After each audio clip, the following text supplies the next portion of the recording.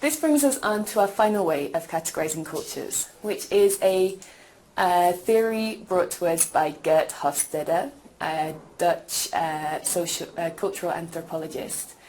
And we're going to look at one example in a bit more detail. What do we mean by cultural value dimensions? Well, we saw last week that a value is related to what a culture or what a group of people consider to be right or wrong. What's good, what's bad? What should a culture do and what shouldn't they do? So if we look at the first example of a dimension, we have again a kind of dichotomy. So we have individualism and collectivism. So individualism and collectivism are, well, one of the most famous and most well-known ways of categorizing cultures from this concept of cultural value dimensions. And I want you to think about the questions that we have here. So, the first question. Are the needs of the group considered to be more important than those of the individual?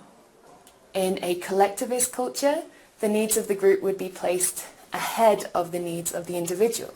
And in an individualistic culture, it would be vice versa. The second question, how important is the family and what about the extended family? So in individualistic cultures, the family is slightly less important. There's more focus on the nuclear family, or the smaller part of your family, your mother, your father, your brothers and your sisters, than there is on your extended family, your aunts, uncles, cousins, grandparents. In a collectivistic culture, family is seen as very important. And the extended family is also taken into consideration a lot, and the connection with that side of the family is maintained and is much stronger than in individualistic countries. The final question is, what is more important in a business transaction?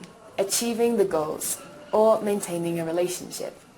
So in an individualistic country, the goal and the task would be more important.